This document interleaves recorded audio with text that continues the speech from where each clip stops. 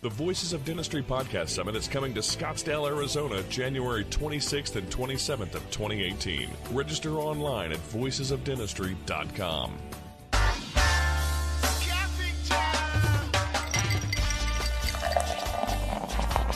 Welcome to Dentists, Implants, and Worms, helping you navigate the world of dentistry one vodka soda at a time. And now, your hosts, Dr. Justin Moody, Gabe Olson, and Jeff Smith. Welcome to another episode of Dentists, Implants, and Worms, helping you navigate the world of dentistry one vodka soda at a time.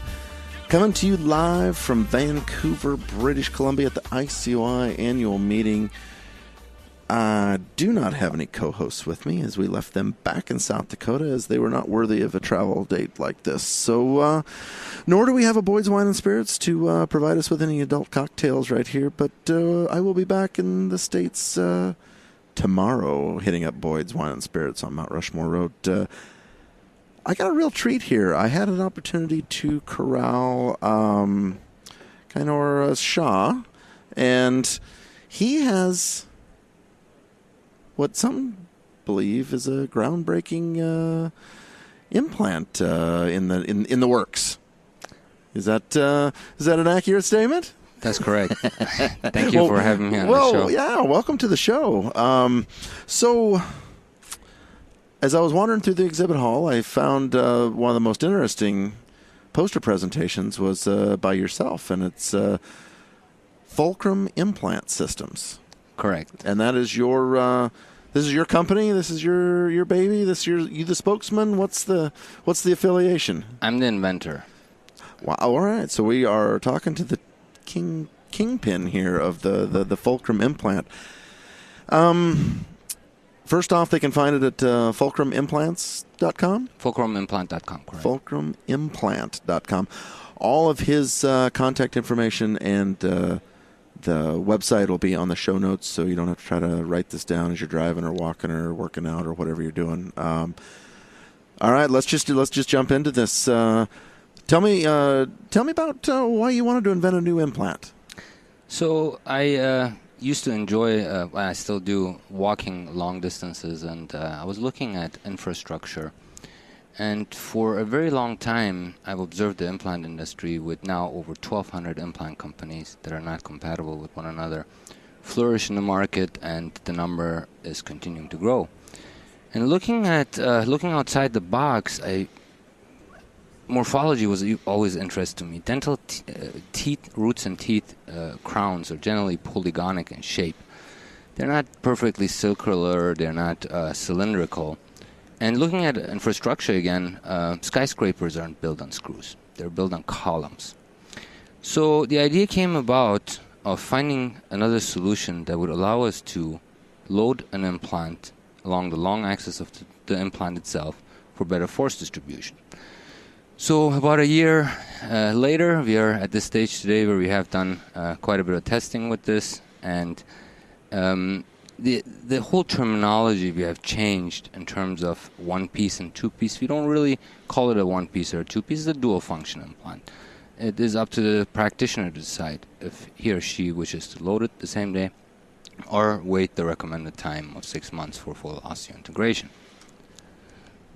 So, started with a very simple model that you can see here, where we began with a column, and we started putting in functions, different areas for different functions of the implant. So the terminology that we allocated to this implant constitutes of the following: an attachment zone on the top, a prosthetic margin zone, which is more circular, and as we know from literature, the bone likes that a little bit more, and also the biocompatible materials such as zirconia, if they're placed on this type of an environment, we have less.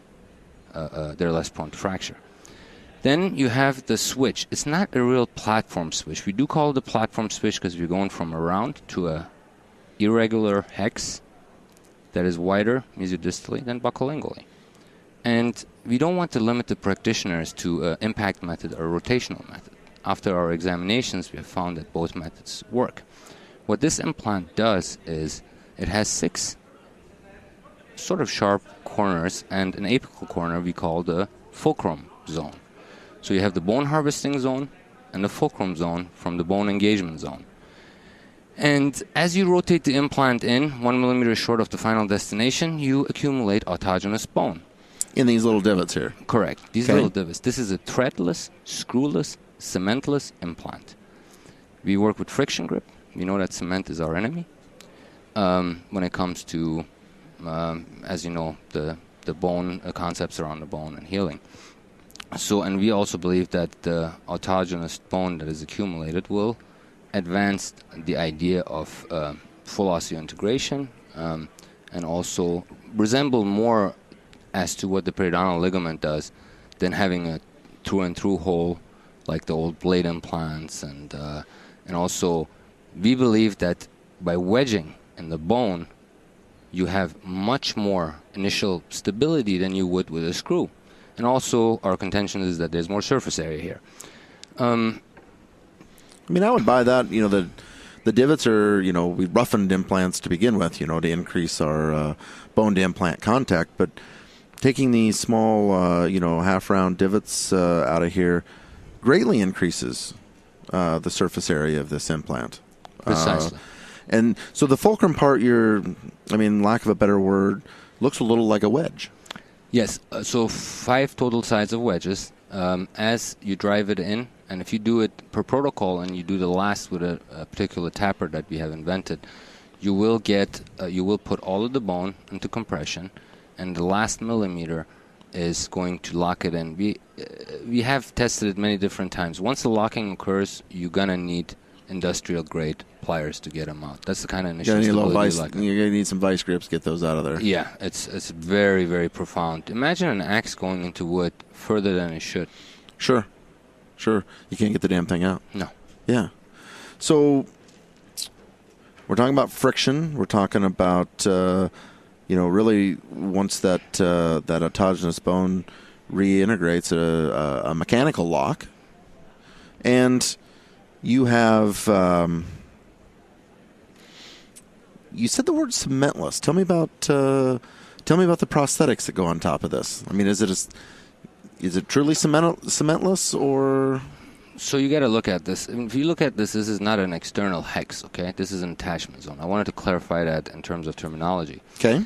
Now, this attachment zone, and as you place your prosthetic margin, we have built-in snap-on features on the attachment zone that will allow you to, A, prep a peak-type material or other biocompatible material when you go subcrestally, and address the angulation issue.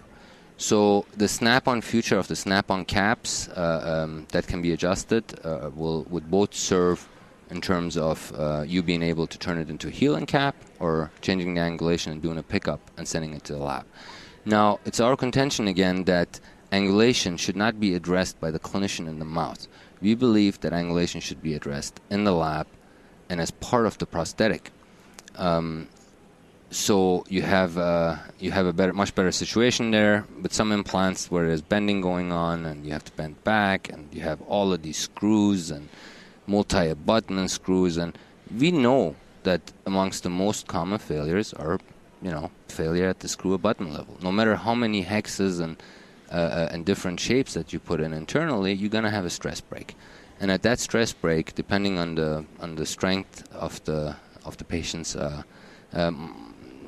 muscular functions and the pressure that you're putting on the implant, you get failures. When you have a one solid unit, that's not a 1 unit or a 2 unit, you do not have to worry about rotation, A, because it's not a perfect circle. No teeth in the world are perfect circles. They never were. And there's a reason for that. You know, I've been doing this for 11 years. And when I go after 6 months to put the crown on, I'm not always sure if that thing is going to twist 1 millimeter, half a millimeter. There's always that little fear that the minute this thing dissociates from the bone, you're right back to where you started. And we want to eliminate that. And we want to eliminate the concept of being able to, not even being able to rotate this implant. Not possible. Unless naturally you have osteonecrosis and those type of things. Sure. All right, so I get the immediate functionality of it. I mean, an immediate implant. We already have a hole. Do you, in your protocol, is there any shaping that's done through drills, or do we just get after it with a mallet? Okay, let me understand your question. Is there any modification to the implant itself?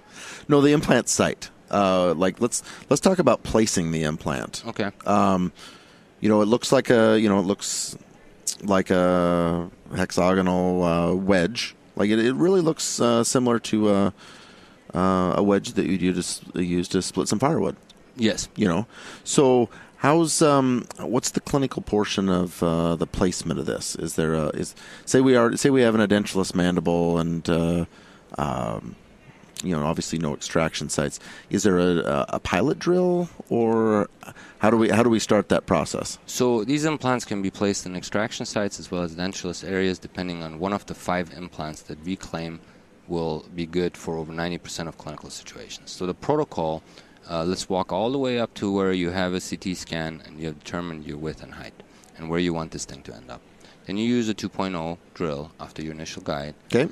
And after that, you have the least path of resistance. Now you can decide if you want to use the rotational method, 1 millimeter short of the length, which makes this a dual function, which means you decide if you want to make this flush with the gum or if you want to have some of it out of the gum to restore it.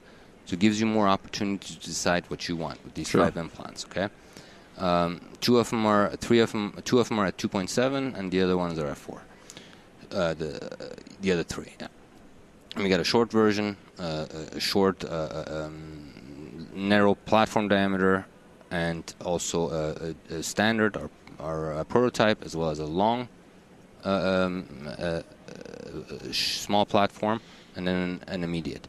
So you got your CT, you know your length, and you know your width, and you have made your pilot drill, and you go in. You can use rotational. Or if you wanted to place it with a piezo and the mallet concept, similar to the Stratinus that they're doing now, you could do it. It's a little thicker than those narrow ridges, but it could function at the same for splitting the ridge, as you would do with ridge split instruments. So a lot of ways, when you don't have screws and when you don't have a platform you have to end up at, and when there is no end, you have the ability to decide how far you want to go.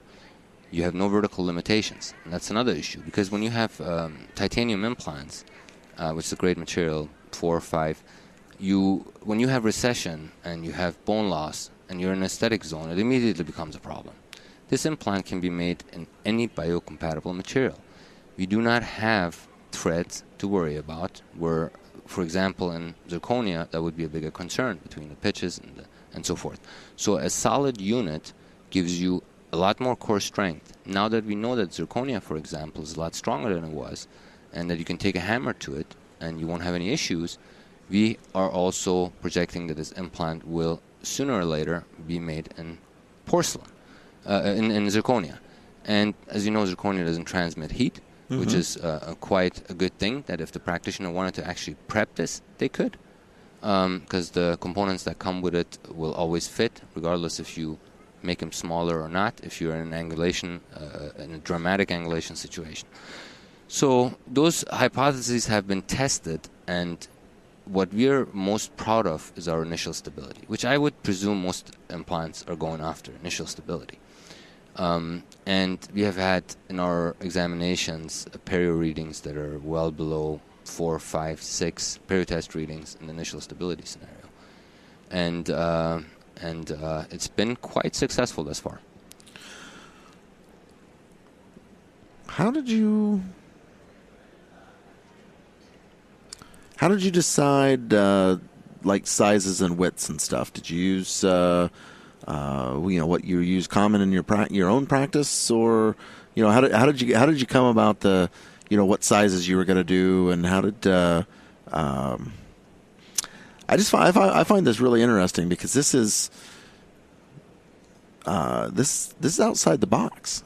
Very outside the box. Every implant company I looked at, in my opinion, for the past several decades, let me be politically correct here, they have spent a lot of time copycatting each other. and it's always about the different sizes of threads and the shapes and so forth. Here, we wanted to look at all of the lengths of teeth and the shapes of teeth. This looks a lot more like a tooth when you look at it than do our conventional implants now. So if someone started the trend wrong 45, 50 years ago and everybody followed it, that was, and without question and without actually looking at all of the facts, I find that to be I found that to be a little strange. And another thing that was bothering me was that all of these implant companies, so many of them, all different parts, very few are compatible to the other, and the number is growing. At the last IDS, there were 400 implant companies there. Right. And at some point, it's got to stop. These companies come in, they sell us their products, and then we're bound to use only their products, even if you're not happy with their customer service. Patient is always inconvenience. Patients walk into my office for an implant they had 20 years ago. Nobody on the X-ray can read it. They don't know what system it was, where it's coming from. So we end up having to take the implant out, put a new one in. We need a solution to global compatibility. So when there's somebody here in the U.S. and ends up in China, somebody can go in and easily restore it without having to go through a tremendous amount of effort to find out and get components and this and that. This system by itself can be restored by any dentist in the world if placed properly. And we don't have to worry about a lot of those issues. I like the part where you determine where you're going to place it. You know, so you can decide whether you want to leave the restorative portion above tissue, or you can decide whether you want to leave it below tissue. Am I following you correct there? Precisely. And if we get off, you said that we should leave angle corrections up to the laboratory to help us with. Tell me about the laboratory phase. So all these years we have been dealing with all of these concepts for angulation, multi-unit abutments, more screws, more what have you. So the laboratory part, I don't think it's going to be in a clinician's best interest to try to do it chairside. And knowing that the failure happens mostly at the screw button level around the crest, the idea was, okay, if the lab is going to do it indirectly, and if we can show the lab where the exact location of this implant is by a pickup impression, and temporize it or what have you, the lab can spend a lot of time designing the emergence profile out of the tissue, which we all seek a beautiful emergence profile. They can decide the emergence profile based on the arch and the aesthetic portions of the implant. For example, you just picked up a component. You asked me about cementless situation. This is actually pigskin here. But if they do it for us, there is no need for a lot of the problems that we're encountering. And think about crown and bridge. Where do you think the crowns are getting all their strength from? From the very bottom part. If you look inside of the crown, the lab sends to you next time, there is some sort of evidence sometimes if it's round or not. But most of the strength, when it connects, comes from the very bottom of the crown, right? So imagine having that very bottom subcrestally, and no matter what you do on the very top, your forces are going to be going right down to that area where the crown gets most of its strength. So knowing that zirconia and porcelain are biocompatible, why can't the lab do it for us? I presume that the component that goes on top of it then could be designed to be angle corrected to a certain degree. And so let's say you have this implant in, and it's this way, okay? Mm-hmm. And you want to do a complete turnaround, right? So you go in, let's see that yellow mm-hmm. pickup you have. You pick up the impression as is, okay? You make a hole in your tray, pick it up as is. Mm-hmm. The lab will know exactly where it's at with a CT scan and where you have done the pickup impression. They know the exact location, right? So you put that little healing piece on top if you want to leave it alone and come back to it or whatever your desires are. But the lab now has all the information it needs to know exactly where that small platform switch is. And then they can decide where they want to put the prosthetic margin. It doesn't have to be by the switch. It can be a little bit higher. It can be much higher. It depends on the tissue. And if we had a zirconia situation with this implant, which we will very soon, if you have recession, it's no longer that big of a deal. You're going to make, they're being made out of titanium. Is that correct? At this point, due to multiple factors, there is some, the predicates like the blade implants and basals that had used similar concepts. And titanium is very well in the literature proven to work. So it was a strategic point to start with the zirconia, with the titanium, sure, and then eventually go over to zirconia. Well, there's a movement in the zirconia area. I mean, there's a movement within the population, in certain populations, for metal-free, restorations and metal-free implants, and I think the literature is starting to have more positives about the integration and the stability from zirconia. So and it's been proven that it's strong. Like you said, it can be whacked. Yes. And not splinter like what people, it's funny, is it a metal? Is it a ceramic? Like, it looks like a ceramic that acts like a metal. Yes. And it doesn't transmit heat. That's what I like about for sure the most. So it would have the same geometries? Like it would have do you think the zirconia one would be in similar design? Yeah, actually, in fact, the wedges will be a little sharper with the zirconia, to tell you the truth. I would expect them to be exactly the same. In my opinion, we spent a year working on this with a lot of smart people, and we think that we are there, that this can be done as is with the files, can be printed in zirconia and do the same function. Now, zirconia has come a far way, as you have said. They have their 5th or 6th International Congress here a couple of months ago. And there are more and more people coming out. But I would still be wary about the thin threads because as you reduce the thickness of the zirconia, you're going to run into these problems. When you don't have any, you don't have to worry about that.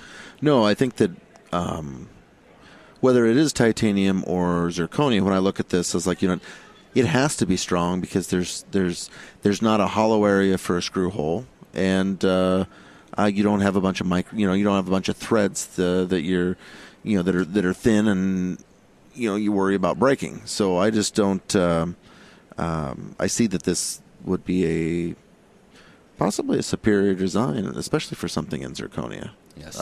Because all those issues we take into account when we look at those kind of zirconia implants to bring into a system.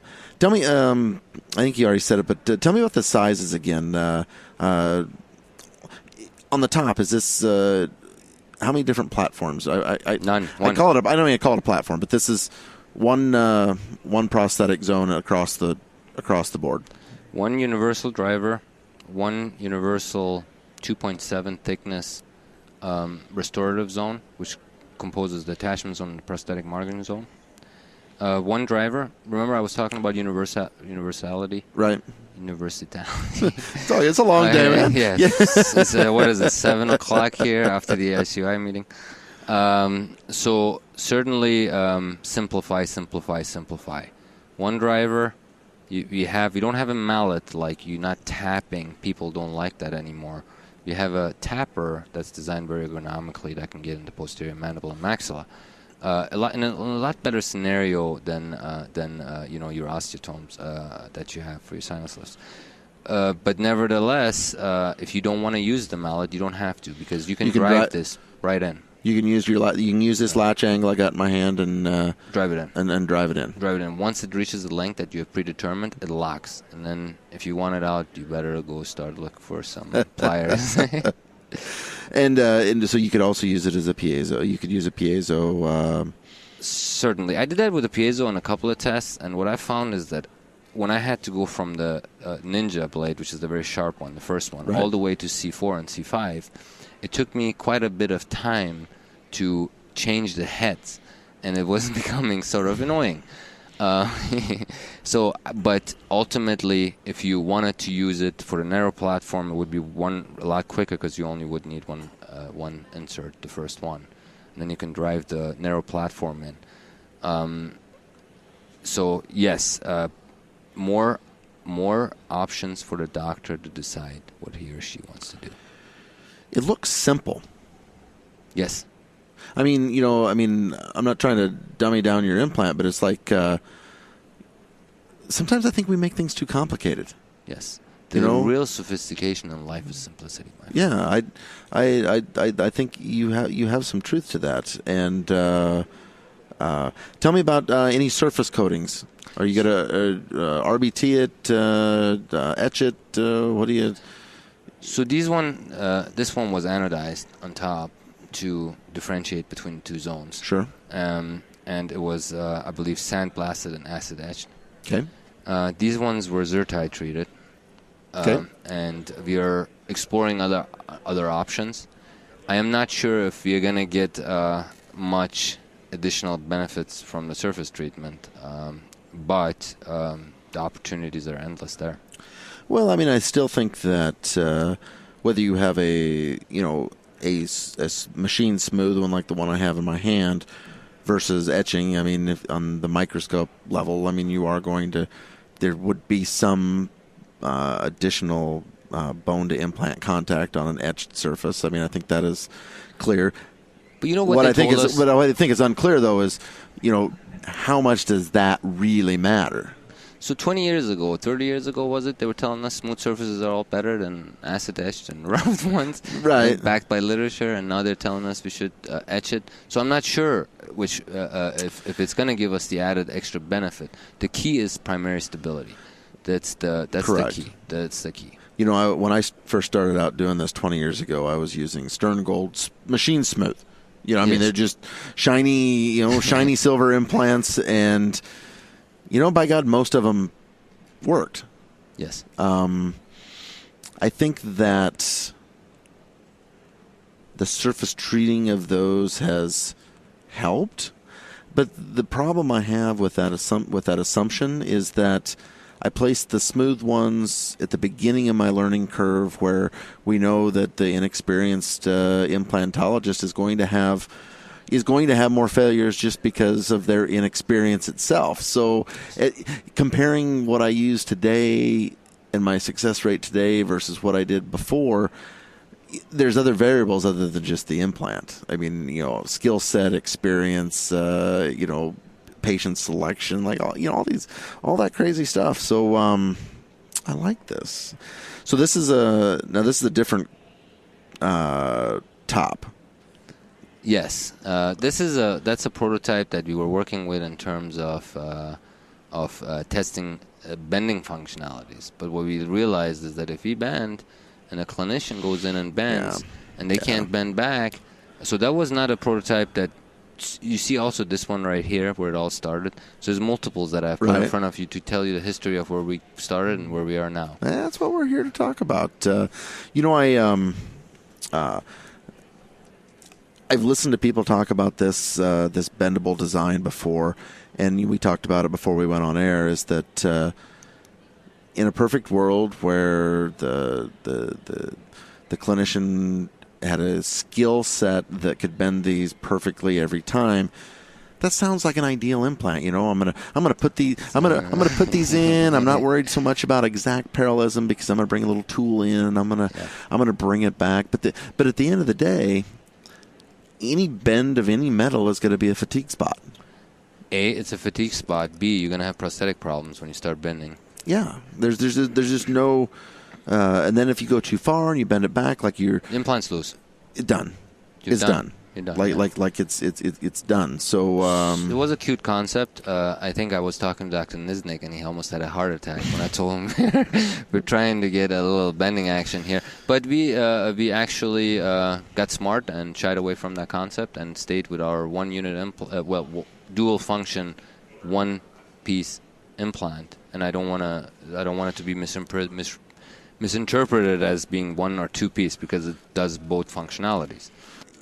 The simplicity of it lends itself to a timely surgical procedure, such as you mentioned. And I forget who said it today. The morbidity of the site is directly determined upon the length of the procedure. Some of these procedures, they're taking 2-3 hours, desiccated flaps and decreased blood supplies and things like. I think it's important to have a system that is not so complicated that you can't get in and get out and get it done. you know, because I think it's very important in the surgical phase, and the long-term survivability of the implant itself. So from your experience, when you put an implant in and a patient comes in and that thing is loose, your first step is to take the abutment off, right, in the crown. And you put a healing cap on it and you hope that it will reintegrate, right? Is that what you do? Negative. Like if it's... you take it out? If it's loose, it's done. I mean, it depends on when it... I mean... Good point. Yeah, I mean, it's done. I mean, mobility is mobility afterwards, and I'm not much of a weight guy. Wonderful. With this, if it fails, you take it out. That's it. Right. If you're in another country, you take it out. If you want to, you don't have to worry about components and parts. If the implant fails, it fails. Right. That's all there is to it, right?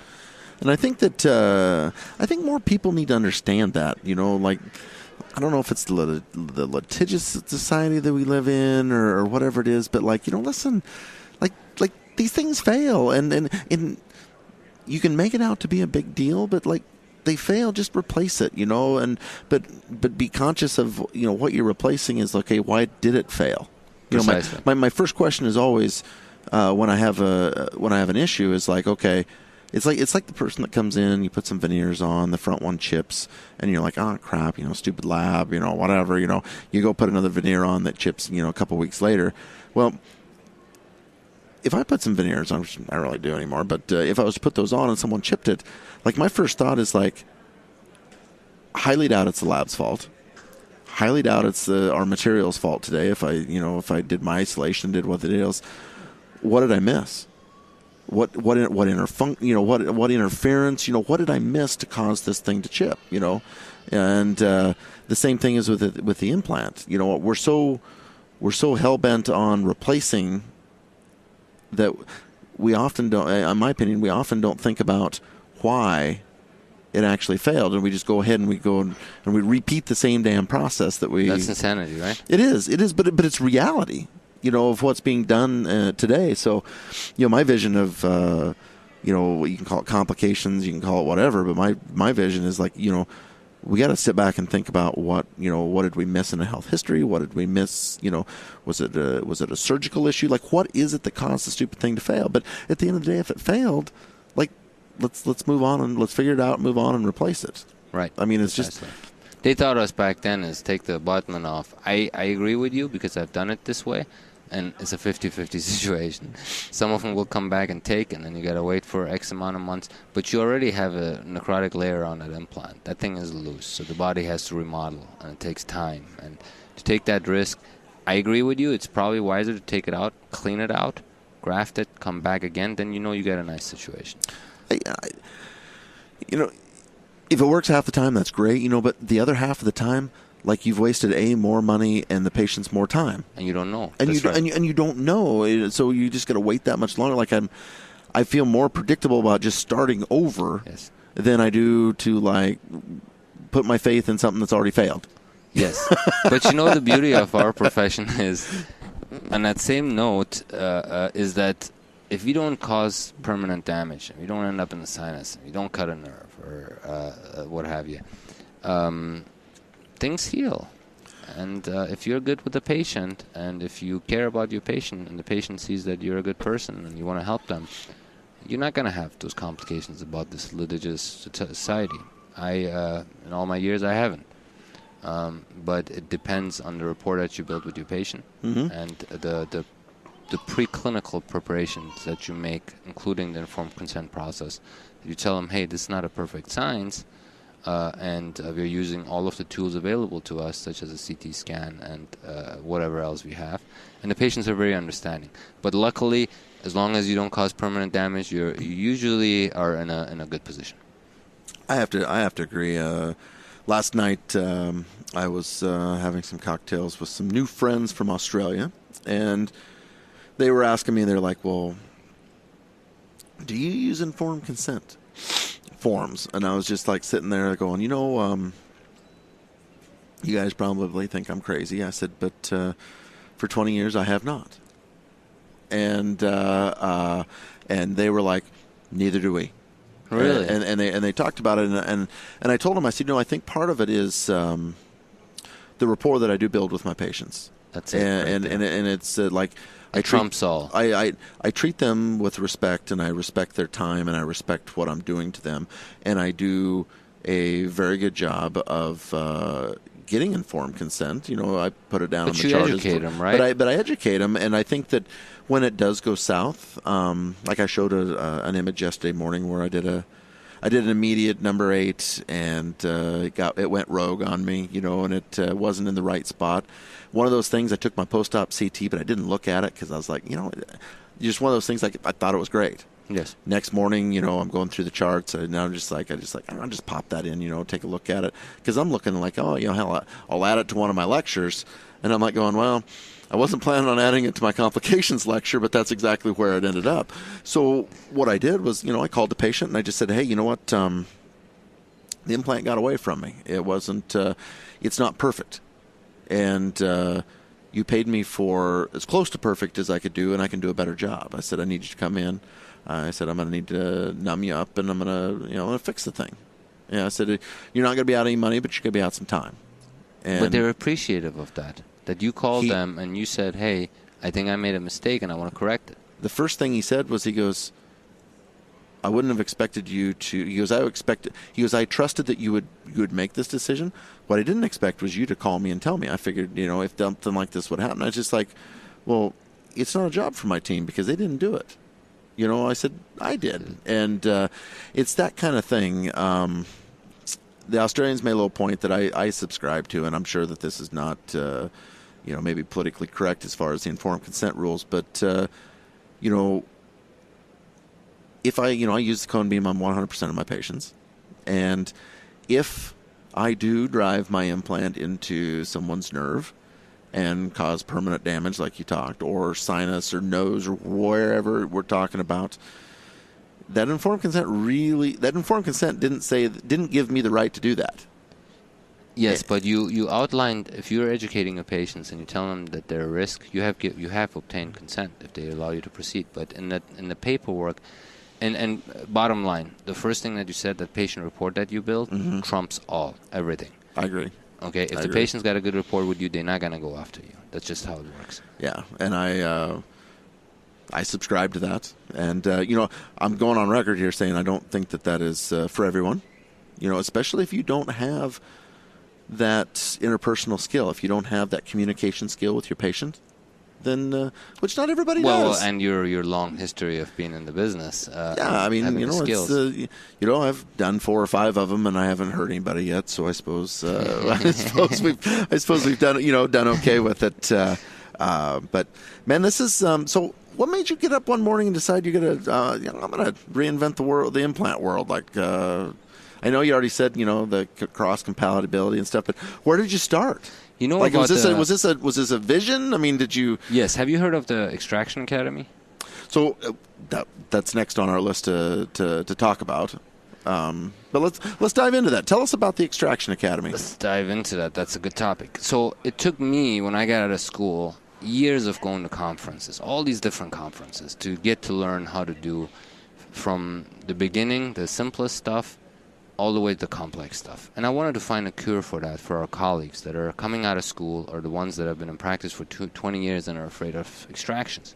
So one thing led to another, and I was very fond of extractions. And my colleagues out there that enjoy extractions, they have the opportunity to, a lot of them end up in the surgical field, and the implants and all the other things.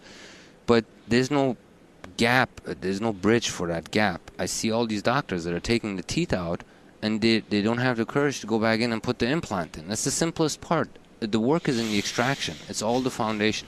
So I decided, 100%. hey, it's time to set up the Extraction Academy. And we started the International Extraction Academy with a couple of guys, and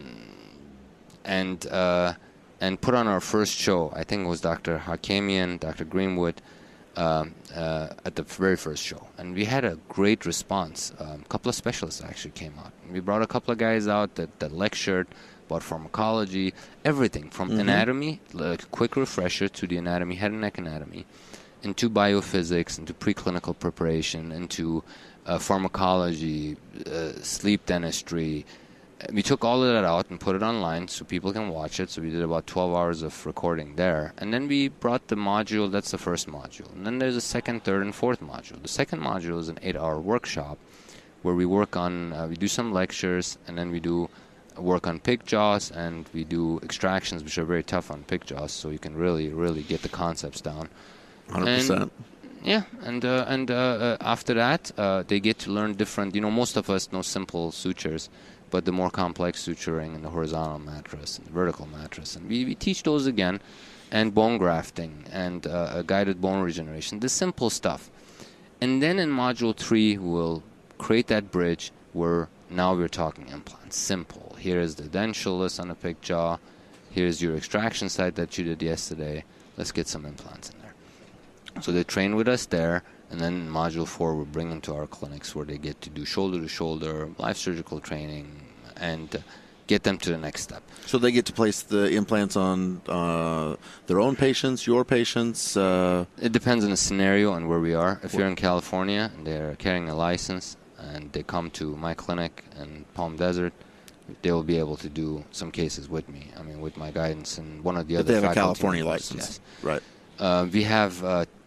I believe as of today, 33 faculty members, some of the biggest names in the industry. Oh, I've heard and friends of many of them. Yes. So I've been following you. I've been following you on Facebook, and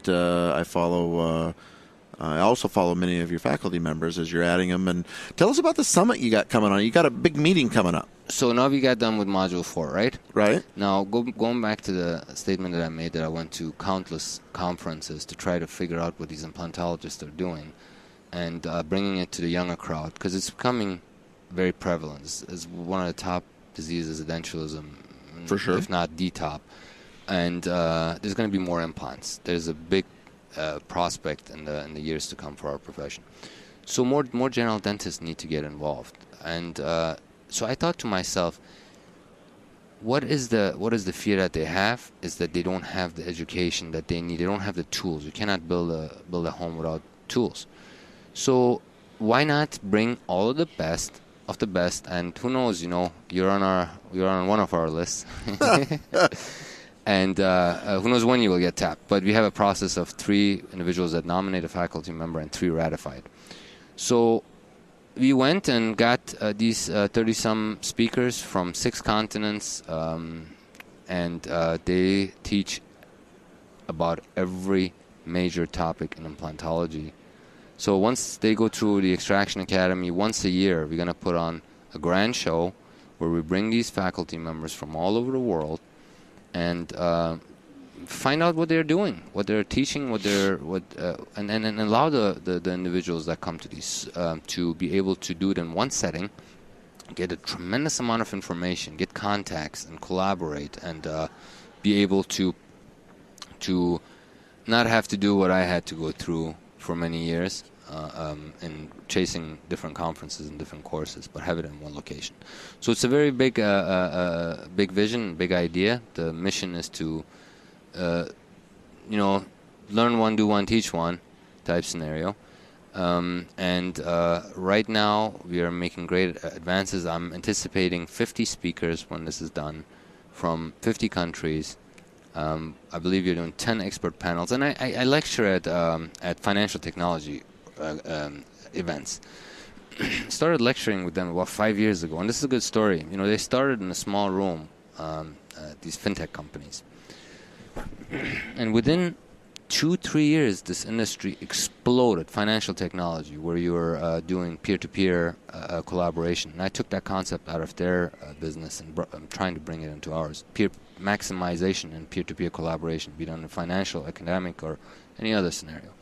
But what they do is they have these panels where they get 3 or 4 giants of industry on there, and they debate topics that are always up for debate, such as coronectomies and what have you, or different new methods in GBR. So you're going to have 10 panels. We're going to have an exhibition. We're going to have a gala. We're going to have all of those things, but a little different, in a little different setting. They now, after 5 years, these fintech companies are meeting at Javier Center. They have outgrown every hotel out here.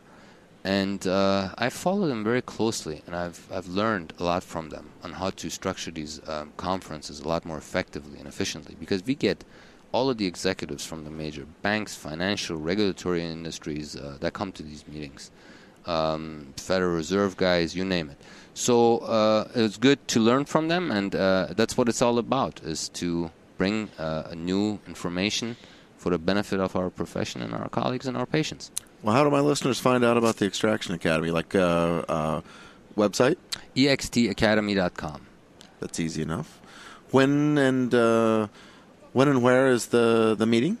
The next course for the Extraction Academy is at the San Diego Dental Convention on November 10 and 11 for a module 2 and 3 back-to-back.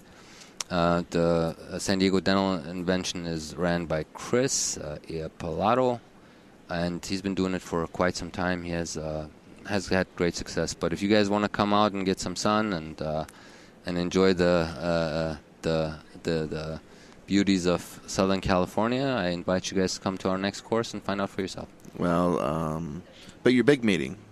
Big meeting? Okay, so right now we are at the stage of finalizing the faculty selection and our bylaws. And the minute that's completed, we're going to be holding that in Palm Desert, California.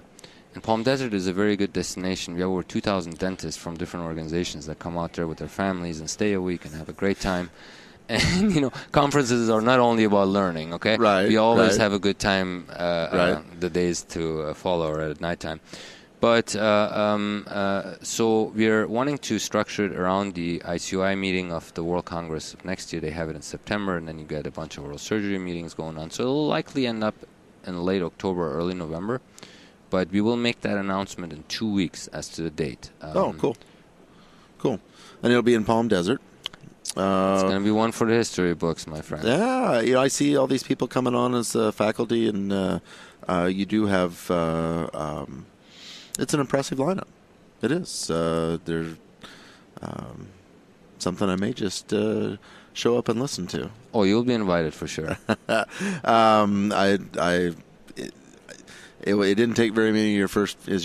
I enjoy your social media as you build the anticipation of adding this this speaker and the next speaker, because your lineup is impressive. You know, again, this world is pretty small. You know, so all the domestic ones I know.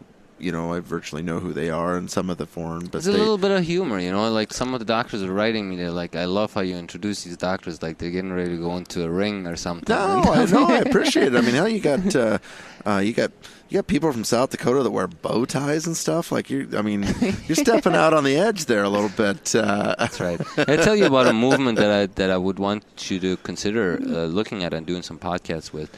They're the girls called the Blade Girls. I'm familiar. The divas. Yeah, I'm familiar. And the little ladies out of Germany. Yeah. These guys are in the background building something very, very big that I'm not sure if the profession is ready for. But there's a lot of women professionals that are impacting our profession for the better. And I agree. We better be ready for them, because since basically the last 20 years, the U.S. class size of females to males has been 50-50. Yes. You know, sometimes it's even more female than male, which is completely different from my old partner that I initially bought out 20 years ago, and that was, he didn't even have a female in his class. Yeah. You know, go to your alma mater next time and look at what it looked like 30 years ago on the wall versus today. The faculty that I'm accumulating is going to be equal. We are impartial to everything. We are impartial to where you're coming from, if you're a male or female. We just want to see what you have done for the profession. Some of the doctors on our team have 4 degrees. We got a guy that has 550 publications. So we are very proud of them, and we are very proud of the movement that's happening within the female. It should be an inspiration to all. Yeah, for sure. You know, we talk about those female numbers and 50-50. I have a bit of an issue with what they, letting people into dental school based upon, whether you call someone a minority or not. Like, I think they should take the first. I mean, if your class size is 50, you should take the first 50 people. You know what I'm saying? I mean, if I was running a school, like I don't really care about gender or skin color or anything like. I want to build a good class. Like it's kind of like recruiting football. College football. Is the coach looking and say, oh, you know what, I need 20 African Americans, and I need 20 white people, and I need 20 Indians, and no, he's going after the 50 best, or he's going after the best players he's got, and if they're all black, or if they're all white, or whatever it is, it should matter, and your faculty's the same way. That's right. All those things don't matter about your faculty. Is you're going, you got a pair, and you're just like, you know what, I want the 50 best speakers. That's right. And the rest of it, I don't give a shit. That's right. And it's too bad the world didn't work a little bit more like that, because I think people's tolerances would be a little bit different, because we wouldn't look at people and those other things. Like it's not wanting to be impartial or anything like that, but I've never seen this type of an organization that these women are doing before. They're always in communication with one another. Very, very, very good. Very impressive. So you'll throw a good word in for me that maybe they'd appear on one of my podcasts if Absolutely. I asked them? Any of the faculty members, actually Howard Fran has done 3 or 4 podcasts now for our faculty members, and more to come. And you yourself, being a leader of the podcast industry in our industry, you're welcome to let me know any of the faculty members, and I will discuss that with them, and I'm sure they will be honored to be podcasted by you. Well, I'm always interested in talking to people in the field. Doesn't matter what they do. We talk to manufacturers, we talk to patients. We talk to all sorts of people, because it's what makes us who we are. So. Right. Doug Shah, man, this has been an awesome time. I finally get to meet you in person and talk about. You've had this kind of mysterious, you kind of brought it to the surface and are teasing us with the fulcrum implant. I look forward to, if anybody from the FDA is listening to this, I look forward to them fast tracking this for you and getting it into people's hands, like myself and the rest of the people at this meeting, so we can. The proof in the pudding comes in. I'm not telling you anything, but the proof is going to come in. Is it as easy and as predictable as you say it is? And that'll happen when people can buy it from you and go place them and have some success and ultimately write some papers on their success or its failures. And I think sometimes people don't talk about the failures as much, because again, so much of it's manufacturer driven. So when a study goes south, it disappears. Yes. But, some of the best studies are about things that didn't really work, and it provides you and I with the best information. That's right. It really is. That's right. So I look forward to giving it a run. Absolutely. Yes, I would love for you to experiment with it. And from our industry that time will only tell. This is not something that's an instant thing. We need 20 years of continuous research and the results before we can prove the concepts to the world to a point where everyone is comfortable making the switch. But at this time, every innovator and every great idea has to start somewhere. Wouldn't it be nice if we could fast-track the healing and the long-term results so that we could decide whether something was going to work or not? I tip my hat to you, because if it wasn't for people like you to put your neck out on a concept, then we wouldn't have these concepts. And maybe in 20 years... the world is looking. The implant directs of the world are knocking your implant off. That's right. You know what I'm saying? I mean, that's the highest. Some people may get mad about it, but the highest form of flattery is copying. That's right. It is. You did something right. It is. So, Dr. Shah, man, thank you so much for spending. You're busy. You've been here. On that note, I really want to thank you on behalf of my colleagues for what you do, because you don't have to do this, and passing on knowledge and information. That's all it's about. We're past the ages of where we try to only advance ourselves. We're at an age where communication and knowledge brings us to a better place, and you provide that for our colleagues. So. I really appreciate that, because there's no one paying me here to do this podcast, but I know this. it is my passion to get to know people. I told people that, I travel as much and I go to these shows because I learn so damn much. And even though I learned some stuff in the lectures today, I learned here. I'll learn at dinner, and I'm going to continue to learn everybody that you come in contact with. So what's important is you have an open mind. Some people are so set in their ways that they don't want to step out of that box for even a second. But I really appreciate that. Yeah, it's what is it? The saying is your mind's like a parachute. Only works if it's open. That's right. I'm glad you're not one of those guys that came at me with, it's never going to work, it's never going to work. If I would have listened to that a year and a half ago, all the people that told me, I wouldn't have been here today. I hope, I hope it works. Like, I hope it works. It's like, when? It's been working really good so far. I can tell you that. I don't doubt that. So, thank you all for listening to this. I think you're going to find this to be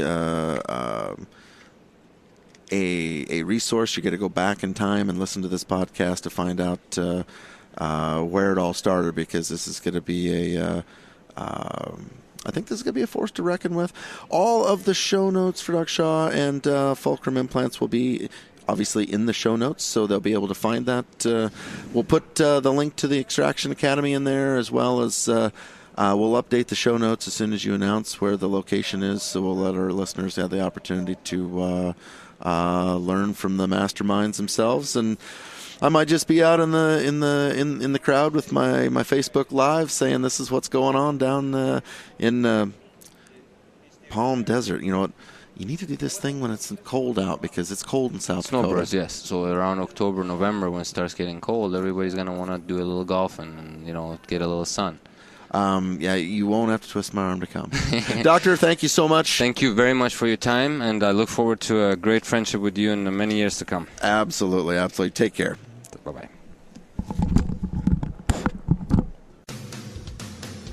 The Voices of Dentistry Podcast Summit is coming to Scottsdale, Arizona, January 26th and 27th of 2018. The Voices of Dentistry Podcast Summit is the biggest dental podcasting event of the year. We'll have all your favorite dental podcasts live at the Doubletree Resort Paradise in Scottsdale, Arizona. Each attendee will receive up to 16 CE credit hours over the course of the 2-day summit. We'll have a lineup of popular speakers from the dental world who'll be providing the continued education. It's hosted by Alan Mead and Jason Lipscomb of the Dental Hacks, the Dentalpreneur podcast with Dr. Mark Costas, and of course Dr. Justin Moody of Dentists, Implants, and Worms. Register now and save $300. Regular admission is just $897, but it's now available for only $597 until September 18, 2017. Register online at voicesofdentistry.com.